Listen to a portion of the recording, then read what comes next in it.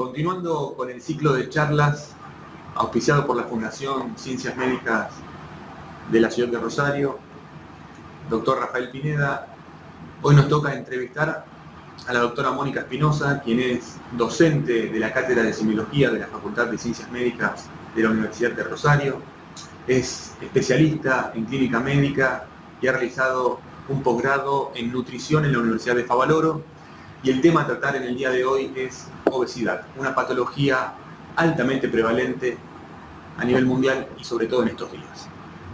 Bueno, muchas gracias por venir. Gracias por la invitación. Mónica, hablar de obesidad es un tema muy amplio, vamos a centrarnos en algunos conceptos. ¿Cómo podemos definir conceptualmente a obesidad? Mira, yo lo primero que te diría es que habría que decir que la obesidad es una enfermedad, que lamentablemente en la población médica no hay mucha conciencia de eso. Y decirte que es una enfermedad fundamentalmente epidémica, por lo que vos bien decías recién, la cantidad de casos de obesidad en todo el mundo va aumentando en forma alarmante en los últimos 30 años. Es una enfermedad metabólica porque se asocia a muchos trastornos que después vamos a hablar de todo lo que lleva atrás. Claro, de hidrato de carbono, de grasa, o sea, tiene muchas enfermedades asociadas a la obesidad. Es una enfermedad crónica, eso también es importante entenderlo, porque si nosotros pensamos que es una enfermedad crónica, es muy... hay que saberla llevar. Claro, y además, ¿sabés qué? Entender, si vos estás tratando una enfermedad crónica, no podés pensar en ofrecer tratamientos que pueden durar un corto periodo de tiempo, porque es como decirle a un diabético insulino dependiente que solo va a tener que inyectarse insulina un mes. No es curativo un mes. Exactamente. Otra característica que tiene es que es heterogénea, no se puede hablar de obesidad, sino en realidad uno debe hablar de obesidades. En líneas generales uno habla de una obesidad androide, que es la que se ve en los hombres, y la obesidad ginoide, que se ve en las mujeres, que desde el punto de vista metabólico son diferentes. Son diferentes la androide y la ginecoide. Claro, porque la androide, que es la que tiene más depósito de grasa a nivel intraabdominal, sí. Esa grasa intraabdominal profunda es la que desde el punto de vista metabólico trae todos los trastornos asociados a la obesidad. En cambio, la obesidad ginoide tiene muchas veces más depósito de grasa a nivel subcutáneo y desde el punto de vista metabólico esa no es nociva como la otra. No sería tan riesgosa. No, así no es. Y la otra cosa que es importante entender que es una enfermedad estigmatizada porque es una de las causas más frecuentes de discriminación a nivel mundial. Cada vez. Todo esto, yo te digo, tiene que estar asociado a un aumento de grasa corporal, que es lo que hace que uno defina obesidad, y muchas veces asociado a aumento de peso. ¿Por qué te digo que muchas veces asociado a aumento de peso? Porque a veces vos podés encontrarte con un hombre que llega a la consulta, que cuando vos lo pesás y lo medís y le calculás el índice de masa corporal, está en el límite, pero no tiene sobrepeso, pero cuando le medís la circunferencia de cintura, tiene panza, o sea, tiene una circunferencia de cintura mayor de 94, que es el primer corte. Entonces eso se define como síndrome de Ruderman. Son pacientes que desde el punto de vista metabólico se comportan como obesos, pero son de peso normal. O sea que no siempre tiene que tener exceso de peso, ese concepto también es importante. No, y que tendría riesgo cardiovascular si se quiere. Sí, por supuesto, claro, porque tienen abdomen prominente, que es grasa intraabdominal y es lo que aumenta el riesgo. Bien, vos recién comentabas que esta enfermedad es cada vez más prevalente, que va creciendo. ¿Se tiene una idea aproximada de números en Argentina, en el resto del mundo, en cuanto a esta patología? En Argentina no tenemos una encuesta de obesidad. Se hizo en el 2013 una encuesta de factores de riesgo, donde se hablaba que de 10 pacientes, 6 tenían sobrepeso, que no es obesidad. Más de la mitad ya tienen, aunque sea sobrepeso. Y 2 tenían obesidad. O sea que estamos hablando de un 80% de la población argentina con un rango de peso por encima del rango normal. Con todo lo que esto lleva aparejado. Claro. Y en el mundo es variable. Tenés países en Europa, los que menos obesidad tienen son los franceses, y comen de todo, pero comen de todo y poco, que ese es el secreto.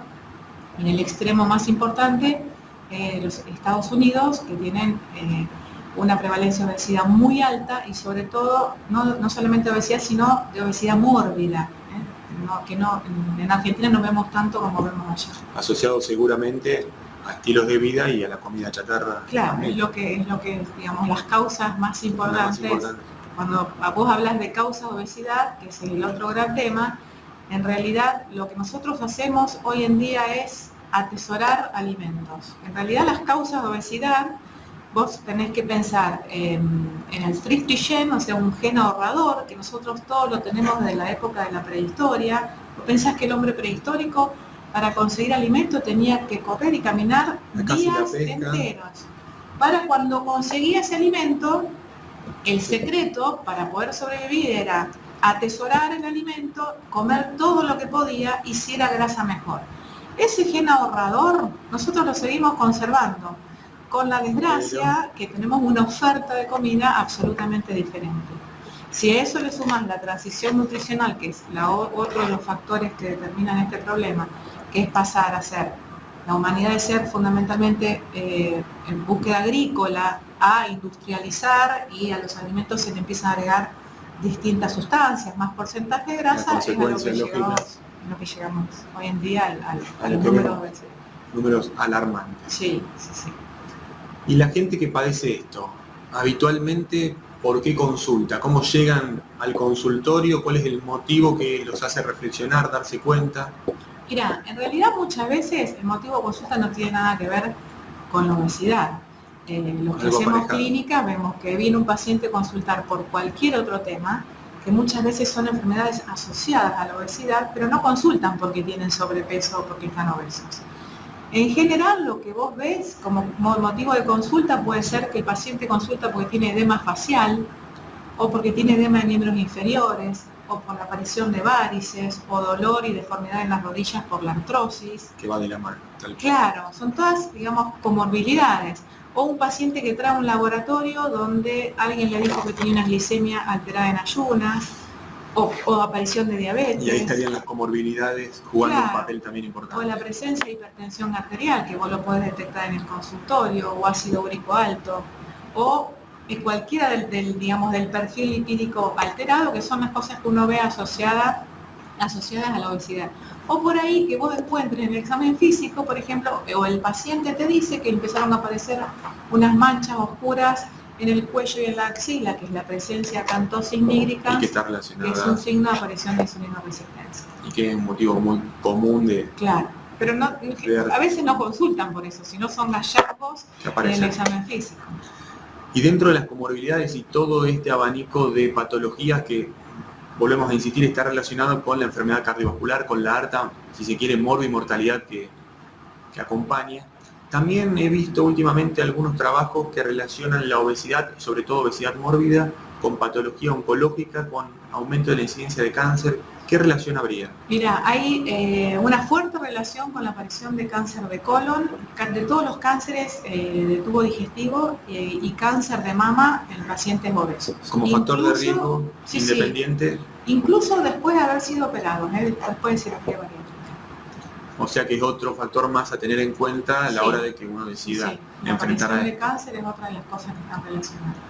Y llega una persona que o bien consulta por cuestiones estéticas o por comorbilidades. ¿Qué estudios uno debiera realizarle en la consulta diaria? Mira, lo primero para diagnóstico es que vos peses y midas al paciente, que eso te va a dar el índice de masa corporal, que sabemos que tiene que ser menor de 25 para que esté en un rango de peso normal, si es de entre 25 y 29.9 sobrepeso y mayor de 30 obesidad. ¿Y obesidad mórbida sería? Y obesidad mórbida es cuando tenés un índice de masa corporal mayor de 40. Mayor de 40 ya se define obesidad mórbida. Claro, ahora, esto te sirve primero para saber qué le podés ofrecer desde el punto de vista terapéutico también.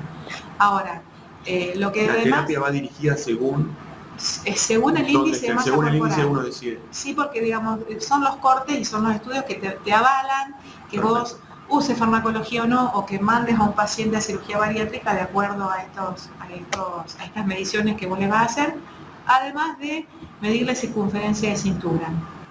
Si vos tenés entre menor de 80 debe ser en la mujer, entre 80 y 88 duplica el riesgo de enfermedades vasculares, y por encima de 88 cuatriplica el riesgo de enfermedades vasculares. O sea, eso es importantísimo. Y en los hombres el corte es 94, o sea, debe ser menor de 94, entre 94 y 102 duplicas el riesgo y mayor de 102 ¿Esto se ha bajado cuadriplicas. los números con respecto a lo que planteaba la Organización Mundial de la Salud hace años atrás? Mira, es muy interesante lo que vos preguntás, porque en realidad en 2005, en una reunión que se hizo en Bélgica, International Diabetes Federation, lo que se planteó es, vos podés hacer esos cortes en circunferencia de cintura en toda la población cuando vos tenés a un japonés con una contextura absolutamente Totalmente diferente distinta a la que podés tener en un alemán, que es otra contextura. Entonces ese planteo se hizo, fue de difícil resolución, hasta que al final, en esa reunión, lo que se hizo es se publicaron distintos cortes. por etnias.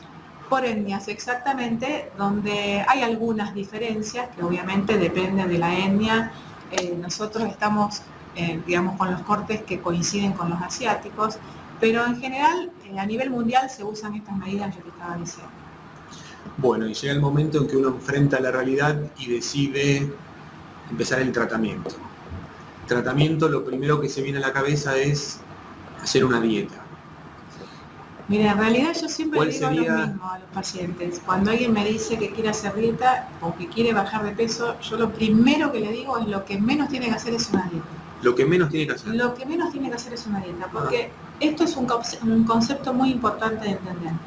Cuando vos le planteas a un paciente que tiene que hacer una dieta, yo siempre le digo, ¿qué es lo primero que a vos se te ocurre cuando alguien te dice que tiene que hacer dieta? Automáticamente no comer nada. No comer nada de lo que me gusta, estar muerto de hambre todo el día, y es justamente lo que han logrado las dietas durante los últimos 50 años, y si vos te fijás, como estábamos hablando antes, la prevalencia de obesidad no bajó, y nos hemos cansado de hambriar a los pacientes. A pesar de esa dieta famosa, que no es de la Clínica Mayo, pero que planteaba la dieta de 600 calorías, no sería una buena dieta, un buen plan. Mira, en realidad son dietas castigadas por la Sociedad Americana de Nutrición. Justamente, o sea, porque tiene complicaciones, y además, como yo te decía antes, si estamos hablando de una enfermedad crónica y vos sabés que una dieta de 600 calorías vos no la podés hacer toda la vida, imposible. entonces estamos planteándole al paciente algo que no lo va a poder cumplir, que no lo va a poder sostener y no va a poder tratar una enfermedad crónica. Entonces ya le estamos planteando algo que no... Eso iría de la mano, si se quiere, del fracaso a esta herramienta terapéutica. Mira, cuando uno piensa en los fracasos, lo primero que tiene que pensar es qué le estoy planteando yo al paciente. Antes, cuando un paciente no bajaba de peso, siempre decíamos que el paciente tenía la culpa, que no hacía caso, que come escondidas. Puede haber de eso, ¿verdad? Es verdad, pero también es cierto que nosotros nos tenemos que hacer cargo de la falla como médicos cuando le estamos planteando al paciente algo que es imposible de cumplir. Entonces, cuando vos trabajás en un paciente en descenso de peso, vos tenés que armar una sociedad. No es 100% responsabilidad, si se quiere, del paciente que se va con un plan alimentario. El paciente tiene una problemática que pasa por la ambivalencia es decir, quiero bajar de peso pero no quiero, y por la resistencia, por distintas causas que ofrece resistencia. Ahora, para vos plantear un tratamiento, y esto es importante entenderlo, es primero saber en qué etapa está ese paciente. Suponete un paciente que viene a tu consultorio con obesidad y viene a consultar porque tiene hipotiroidismo. Y vos lo medicás para el hipotiroidismo, pero compulsivamente le das una dieta para que haga. Y el paciente ni siquiera tenía noción y estaba preparado. De que tenía un problema. Entonces, Prochaska y Di Clemente en el 86 definieron muy bien estas etapas, una etapa de precontemplación que la podés usar con todas las enfermedades crónicas, incluso con tabaquismo. Una etapa de precontemplación donde el paciente no tiene ni idea que tiene un problema. Él no tiene ningún problema, no asume lo que no tiene. Es consciente. Y obviamente cuando vos desconoces un problema, menos vas a tener ganas de estar haciendo algo para corregir un problema que no tenés. Después la otra etapa será una etapa de contemplación. Esa etapa de contemplación el paciente te dice, y sí, tengo un poquito de panza, se da un poco cuenta, de sobrepeso. lo reconoce. Claro, pero mira, ahora no es mi momento, estoy muy ocupada, tengo los chicos, estoy de acá para allá, no voy a poder hacer un tratamiento. O sea, tiene alguna resistencia como para empezar a pasar a la acción, que es la otra etapa. Ese paciente que viene decidido y te dice, mira, yo esto no me puedo abrochar ni siquiera los cordones de los zapatos por la panza que tengo, no puedo dormir bien, tengo apneas durante la noche, que esa es otra problemática, ronco y mi esposa me va a echar de mi casa. Entonces, exactamente. Entonces, ese paciente viene decidido y es el más fácil, entre comillas, porque es un paciente muy permeable a tus indicaciones. Y después una etapa de mantenimiento, el paciente que ya muchas bajó, veces también es difícil.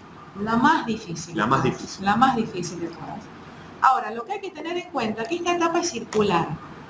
Un paciente que ya está en una etapa de acción puede volver a la etapa de contemplación o de precontemplación automáticamente por alguna cuestión que le haya pasado. Por eso es importante. No es una etapa ganada que ya está avanzada, si quiere un escalón más arriba. Se puede, algo dinámico. Es algo dinámico. Y por eso es tan difícil el tratamiento del sobrepeso, pero no porque sea difícil o que esté imposible. Hay que saber individualizar en qué etapa uno se encontraría para enfocar en forma diferencial, si quiere, los objetivos. Porque vos imaginate que si vos le ofreces al paciente algo que el paciente no viene a buscar, lo único que vas a lograr es aumentar la resistencia de ese paciente. Entonces, es algo que vos tenés que tener muy en claro como médico. O sea, tenemos que bajar un poco el furor curandis, saber que no a todos los pacientes lo vamos a curar cuando nosotros queremos y en el momento que queremos. Entonces, entender eso es muy importante para poder manejar estos tiempos y acompañarlo en cada momento. Si el paciente viene sin reconocimiento del problema, te tenés que conformar con que al menos el paciente se vaya al consultorio sabiendo que algún problemita tiene. Hay que saber individualizarlo. Exactamente. Perfecto. Y para el paciente, la persona que viene, que ya está decidida, estaríamos en la etapa de acción, ¿qué otras herramientas hoy por hoy están disponibles? Desde farmacología. Los pilares del tratamiento del sobrepeso y de la obesidad pasan por un plan alimentario, fíjate, yo te digo plan alimentario y no una dieta. No dieta, un plan alimentario. Un plan alimentario. Es distinto plan alimentario a dieta. Un plan alimentario es trabajar fundamentalmente sobre cambio de conducta alimentaria. No es el papel impreso que se lleva el paciente con lo que tiene que comer y lo que no, sino es trabajar sobre conducta alimentaria. ¿Cuáles son los disparadores? ¿Qué es lo que hace que el paciente coma más? ¿Cómo respeta los horarios? Enseñarle a respetar las leyes de la alimentación que pasan por la calidad de los alimentos, la cantidad, la distribución de los alimentos durante el día y algo que es muy importante, que es la adecuación. Porque a veces hay pacientes que te dicen, yo en mi heladera tengo todo light, sí, pero en realidad está comiendo como si, suponete sí, que el light no está exento de calorías, vamos a aclarar. Absolutamente. Además en Argentina es un poco complejo porque una cosa es magro y otra cosa es light. En Argentina light significa que está reducido en alguno de sus componentes y a lo mejor uno de los componentes puede ser sodio y no necesariamente eso es magro. Y no es. O sea, esa es otra cosa. Pero te decía, un plan alimentario que respete las leyes de la alimentación y que fundamentalmente sea placentero. No sirve darle a un paciente algo impreso, hay que respetar los gustos del paciente, hay que entender cuáles son los horarios de ese paciente. Entonces, una vez que yo trabajo sobre eso y explicarle que no tiene que estar muerto de hambre, que eso es lo primero que vos le tenés que preguntar cuando el paciente vuelve. O sea, es un cambio en el paradigma, si se quiere. Absolutamente, absolutamente. El otro pilar es la actividad física. Cuando a mí me preguntan cuál es la mejor, yo siempre digo, ¿cuál es la mejor? La que vos puedas hacer. Que la pueda mantener. Exactamente, que vos la puedas sostener a largo plazo. Y obviamente, si uno continúa, yo siempre digo que el tratamiento de la obesidad es como un banquito. Vos no podés trabajar sobre una sola de las patas porque seguramente te va a terminar cayendo. En algunos pacientes puedes usar farmacología, que en Argentina la única que está aprobada acá es Orlistat. La única. Es la Los única. Otros medicamentos que se disponía. Mira, se disponía de sibutramina con relativos buenos resultados. El tema es que por aumento de la presión arterial y algunas arritmias fue sacada del mercado. No está más. Y ahora en Estados Unidos están usando combinaciones de fentermina, que fue otra droga que se sacó del mercado hace mucho tiempo porque daba trastornos en válvulas cardíacas. Entonces lo que se hizo ahora es combinar fentermina con topiramato. Lo que se hace es combinar este anfetamínico, que es la fentermina, con topiramato, que es un anticonvulsivante, para potenciar el efecto anorexígeno y disminuir los efectos indeseables. No te puedo contar cuáles son los resultados, vamos a ver qué pasa. Digamos, cuando vos lees en la bibliografía, lo que te dice que puede haber un descenso entre el 8 y el 13% a los 6 meses. En realidad, si vos te fijas, si vos conseguís que un paciente adhiera a un plan alimentario de actividad física, es el descenso de peso que vos podés conseguir. Sería similar con medicación. Obviamente que si vos con todo a sumás favor. en un paciente con obesidad mórbida es muy importante, pero o sea, no Y estamos con esa hablando- reducción obviamente disminuye notoriamente la tasa de complicaciones claro. asociadas, sobre todo. Y la otra que se está usando es el orcaserin, que es un agonista serotoninérgico, y vamos a ver también qué resultados. La otra que algunos usan, pero en realidad no está aprobada por la FDA para el uso del tratamiento de la obesidad, es el liraglutide, que es una droga que está aprobada acá en Argentina para el tratamiento de la diabetes, tipo pero 2. no para el tratamiento de la obesidad. O sea que bueno, hay un arsenal en espera por el momento. Sí, por el momento, veremos. Y por último, también se plantea muchas veces si es una opción saludable o no la indicación de cirugía bariátrica para la obesidad. ¿Cuál sería un poco la indicación para esta opción terapéutica?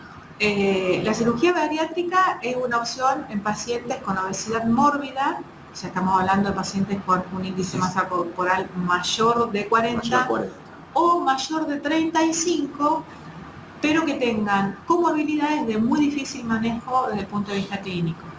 Esos pacientes tendrían indicación, pero hay que tener en cuenta que no cualquier paciente que tiene estas indicaciones, sino un paciente que reúne estas condiciones y además que haya fracasado en numerosos tratamientos desde el punto de vista que se haya intentado de cambios en actividad física, cambios de conducta alimentaria y demás.